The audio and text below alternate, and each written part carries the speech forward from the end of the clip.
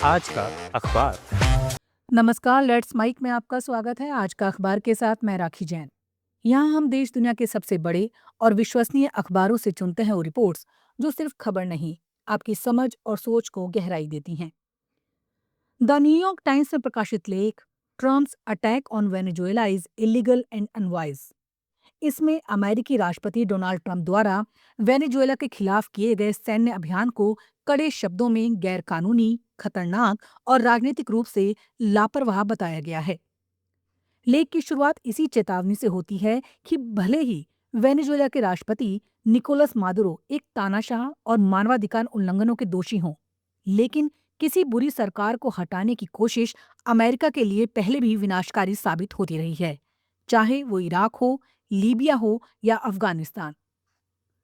लेख बताता है कि ट्रंप ने बिना संसद की मंजूरी के कैरेबियन में विशाल सैन्य ताकत उतारी और वेनेजुएला के राष्ट्रपति मादुरो को गिरफ्तार करने जैसी कार्रवाई की, जिसे अमेरिकी संविधान साफ तौर पर गैर कानूनी मानता है।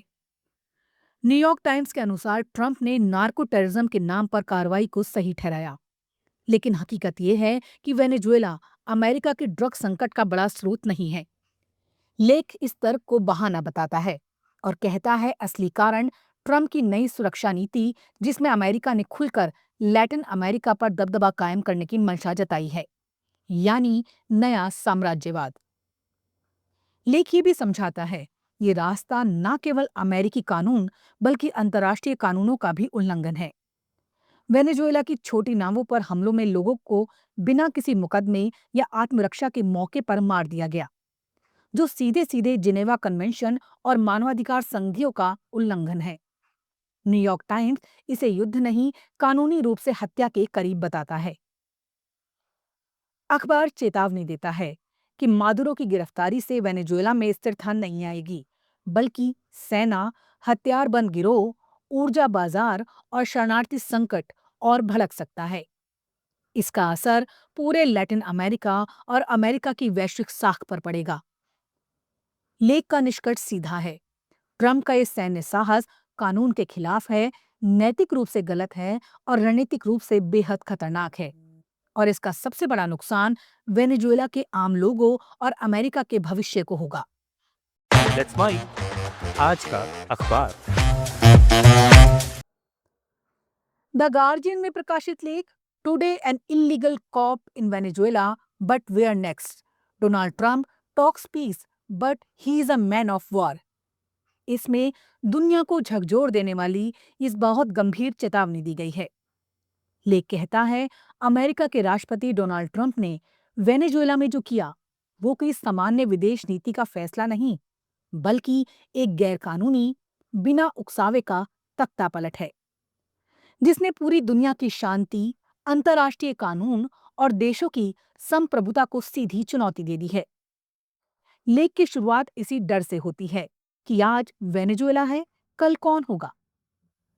गार्जियन समझाता है कि ट्रंप एक तरफ खुद को शांति का दूत बताते हैं, नोबेल शांति पुरस्कार की बातें करते हैं, लेकिन दूसरी तरफ युद्ध को ही अपनी नीति बना चुके हैं। वेनेजुएला पर हमला इसी सोच की ताजा मिसाल है। ये कार्रवाई ना तो अंतर्राष्ट्रीय कानून के तहत जायज है, ना संयुक्त राष्ट्र की मंजूरी से, और ना ही क्षेत्रीय स्थिरता के लिहाज से समझदारी भरी, बल्कि इससे वेनेजुएला के भीतर अराजकता, गृहयुद्ध, सत्ता संघर्ष और आम लोगों की तबाही का खतरा पैदा हो गया है। लेख ये भी बताता है कि ट्रंप के असली मकसद केवल ड्रग तस्करी या अवैध प्रवास रोकना नहीं है, जैसा वो दावा करते हैं। गार्जियन के मुताबिक इसके पीछे तेल, सत्ता और प्रभुत्व की राजनीति है। वेनेजुएला के विशाल तेल संसाधन, लैटिन अमेरिका में अमेरिकी दबदबा और मादुरो के प्रति ट्रंप की निजी दुश्मनी, ये सब इस हमले की जड़ में है। ये 19वीं सदी की मोनोरो डॉक्ट्रिन को जिंदा रखने की कोशिश है, यानी पूरा पश्चिमी गोलार्ध अमेरिका के प्रभाव क्षेत्र में होना चाहिए। लेख चेतावनी देता है कि इस कदम से पूरे लैटिन अमेरिका में दहशत फैल गई है। कोलंबिया, क्यूबा, पनामा जैसे देश खुद को अगला निशाना मानने लगे हैं। रूस, चीन और ईरान जैसे देशों के लिए ये एक खतरनाक मिसाल बन रही है। गार्जियन साफ कहता है, जिस तरह ट्रंप ने वेनेजुएला पर हमला किया, वही काम पुतिन ने यूक्रेन में किया, और यही रास्ता शी जिनपिंग ताइवान के मामले में अपना सकते हैं। अखबार यूरोप, ब्रिटेन और लोकतांत्रिक देशों से मांग करता है कि वो इस तख्तापलट की खुलकर निंदा करें, क्योंकि ये पूरी वैश्विक व्यवस्था की नींव हिला रहा है। संयुक्त राष्ट्र की अनदेखी, अंतर्राष्ट्रीय नियमों की धज्जियां और सैन्य ताकत के दम पर सरकारें गिराने की ये नीति दुनिया को एक बेहद खतरनाक दौर में ले जा रही है। लेख अंत में ट्रंप की उस छवि को पूरी तरह खारिज करता है, जिसमें वो खुद को वैश्विक शांति दूत कहते हैं। गार्जियन उन्हें ग्लोबल वॉर्मिकर, पूरी दुनिया के लिए खतरा कहता है। पिछले 1 साल में ट्रंप ने Yemen, Nigeria, Somalia, Iraq, Syria और ईरान तक में बमबारी करवाई है, और अब वेनेजुएला। अखबार कहता है ये कोई नीति नहीं, ये अराजकता को शासन का तरीका बना देना है। गार्जियन इस लेख के जरिए दुनिया को साफ संदेश देता है कि ट्रंप की ये ताकत की राजनीति शांति नहीं बल्कि विनाश की पटकथा लिख रही है। आज वेनेजुएला है, कल कोई और देश होगा, और अगर दुनिया ने अब भी आवाज नहीं उठाई तो ये युद्ध की आग हर दिशा में फैल सकती है। अल जजीरा में प्रकाशित लेख 5 things you need to know about protest in Iran. इसमें ईरान में भड़क रहे बड़े जन आंदोलन की असली तस्वीर और उसके दूरगामी खतरों को बेहद साफ और समझने लायक भाषा में रखा गया है। लेख बताता है कि ईरान इन दिनों केवल आर्थिक संकट नहीं बल्कि एक गहरे राजनीतिक और सामाजिक उबाल के दौर से गुजर रहा है, जहां महंगाई, बेरोजगारी और भ्रष्टाचार के खिलाफ उठी आवाजें अब पूरे सिस्टम से टकराने लगी हैं। लेख की शुरुआत ईरानी मुद्रा रियाल की ऐतिहासिक गिरावट से होती है, जो महज 6 महीनों में 56% तक टूट चुकी है। इसका सीधा असर आम लोगों पर पड़ा है। खाने पीने की चीजें 70% से ज्यादा महंगी हो चुकी हैं। दूध दही से लेकर रोजमर्रा का सामान लोगों की पहुंच से बाहर जा रहा है। यही वजह है कि तेहरान के ग्रैंड बाजार से शुरू हुआ विरोध अब देश के 31 में से 17 प्रांतों में फैल चुका है। शुरुआत दुकानदारों ने की, फिर छात्र, मजदूर और आम नागरिक सड़कों पर उतर आए। अल जजीरा बताता है इन प्रदर्शनों में अब तक कम से कम 7 लोगों की मौत और 44 गिरफ्तारियां हो चुकी हैं।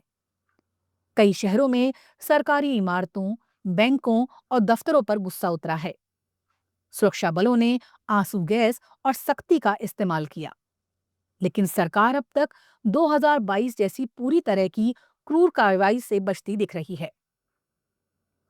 राष्ट्रपति मसूद पेजेश्कियान ने सुधारों और भ्रष्टाचार खत्म करने का वादा किया है। नया सेंट्रल बैंक प्रमुख नियुक्त किया गया है और कुछ विश्वविद्यालयों में सुरक्षा अधिकारियों को हटाया गया है। सरकार मान रही है कि लोगों की रोजी रोटी उसकी रेड लाइन है, लेकिन लेख कहता है कि केवल वादों से ये आक्रोश शांत होता नहीं दिख रहा।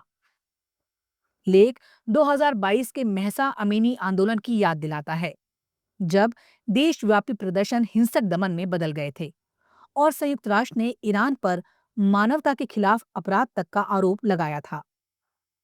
आज की स्थिति उससे अलग जरूर है, लेकिन खतरा वही है।